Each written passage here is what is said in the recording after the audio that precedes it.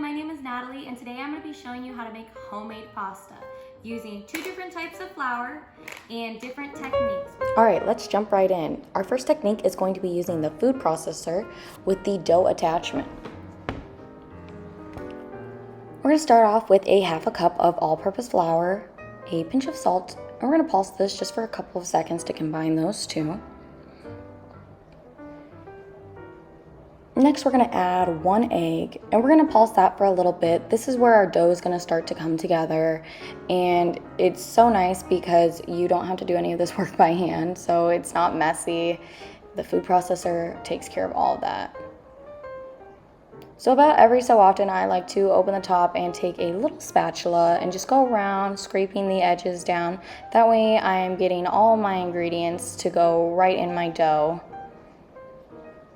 Because I like pasta, so I want to make sure I am using every bit that I can. Alright, so we're just about ready to start kneading. I'm just going ahead and getting it together so that way I can throw it down on the cutting board. Alright, so if you don't know how to knead, it's super simple. You're just going to take the palm of your hand and you're going to put that right in the dough. And you're just going to do that for 10 minutes.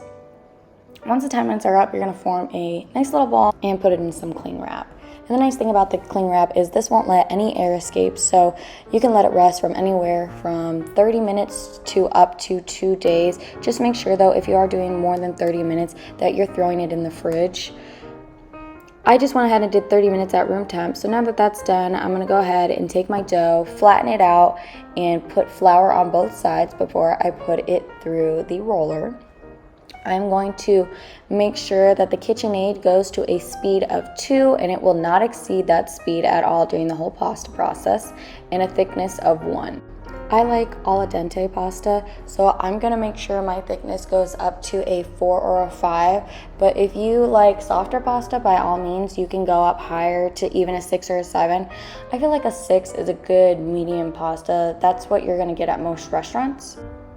So I'm just folding the pasta and putting it through on a thickness of 1 a couple more times, and then after that we're going to go up in thickness and it'll just need to go through the roller 1 time.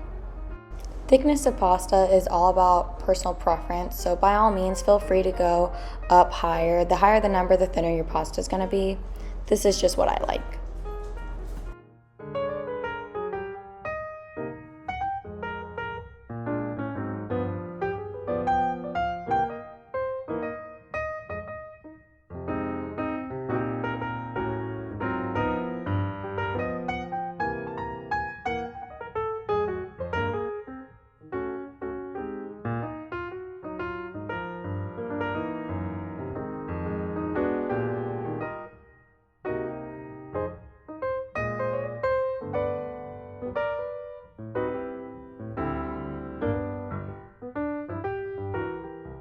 So I'm just finishing up putting the pasta through 1 last time. And then after this, I'm going to go ahead and switch attachments and put in the fettuccine cutter. I like to cut the dough in half at this point. That way it makes it a lot easier to work with. Make sure you're flouring both sides though, because if you don't, it will get stuck in the cutter. So look at that beautiful fettuccine.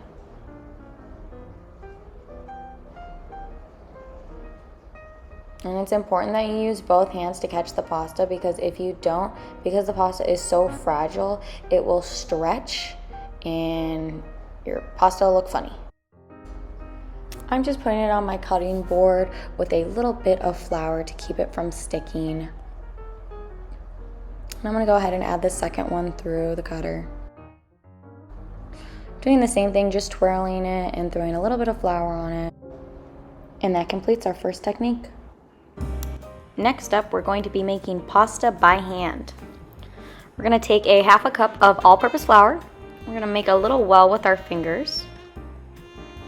A little bit of salt and 1 egg. You're going to take your fork and you're going to break the yolk and start mixing it all together. We're going to do this until we're able to mix it together with our hands.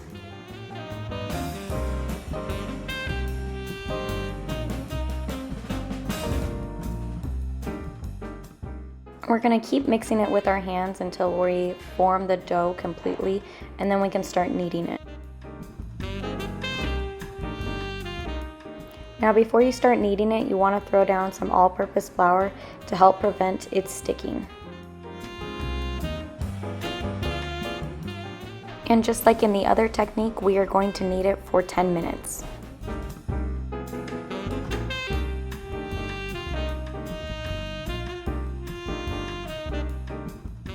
Now that we're all done kneading it, we're going to form it into a ball, put it in some cling wrap, and set it aside for 30 minutes.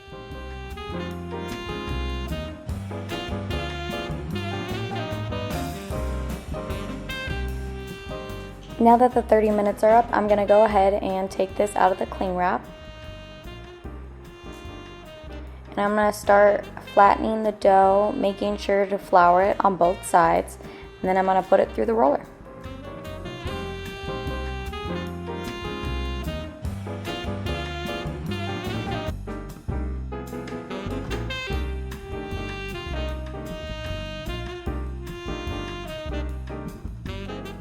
And we're just going to repeat the exact same steps that we did in the first technique.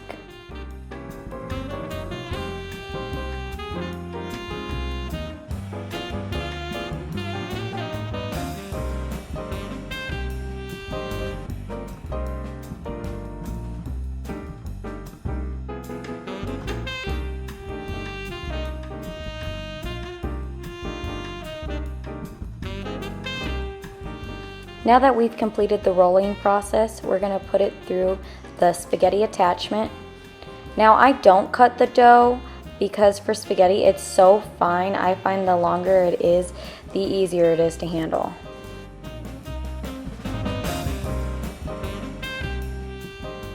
And that's it for the handmade spaghetti pasta. And the last technique will be a beet pasta. To start, make sure that your beet is peeled. We're going to go ahead and slice it. Now I'm going to be using a total of 3 beets, but if you're not a huge beet fan like me, by all means you can use 1 or 2.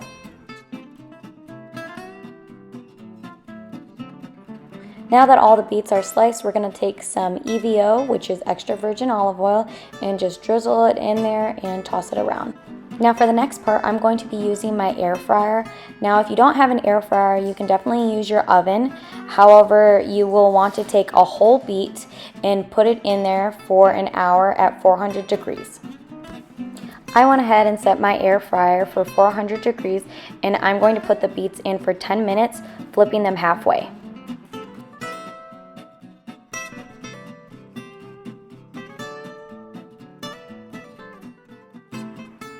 Now that the beets are done, I'm going to go ahead and throw them in the food processor, and I'm going to pulse them for a little bit until they're all nice and pureed.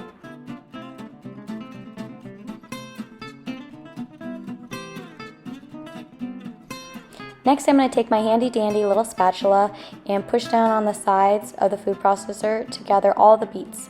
For this technique, I'm going to be using the Kitchenaid to make the pasta dough.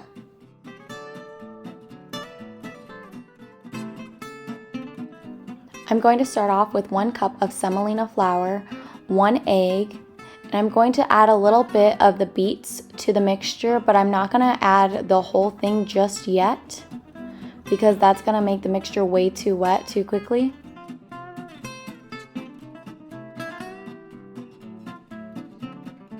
I'm going to add just a bit of water to help the dough form a little bit more. So I already went ahead and added the rest of my beet mixture. I did need to add some more semolina flour because adding more of the beets to the mixture made it more wet.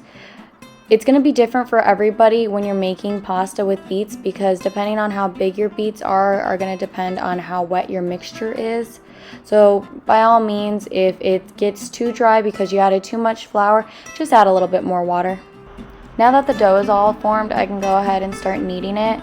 Make sure that you're wearing gloves before you start kneading because the beets will stain your hands. Now I thought I could knead this whole dough for 10 minutes, but since it is bigger than the doughs in the past techniques, I just decided to go ahead and cut it in half so that way I can work on kneading the one half and then knead the other half in a little bit.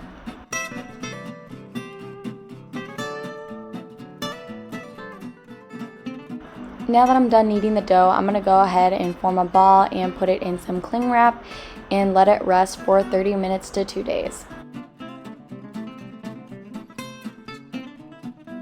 I went ahead and let my dough rest for 2 days.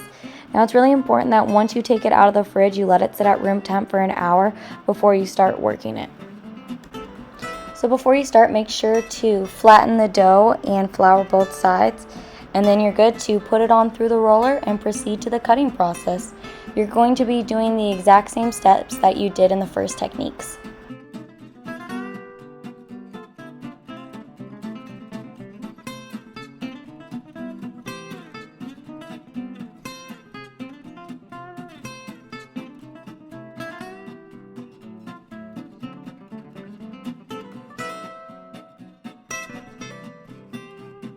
Since this dough is a lot stickier than our previous doughs, it's okay if it does tear a little bit as it's going through the roller. It's not a big thing.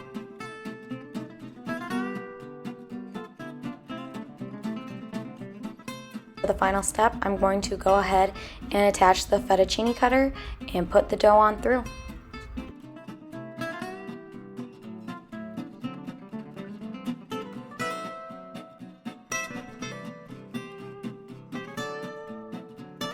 Well, I hope you guys enjoyed the video. Let me know what your favorite dough and your favorite technique was.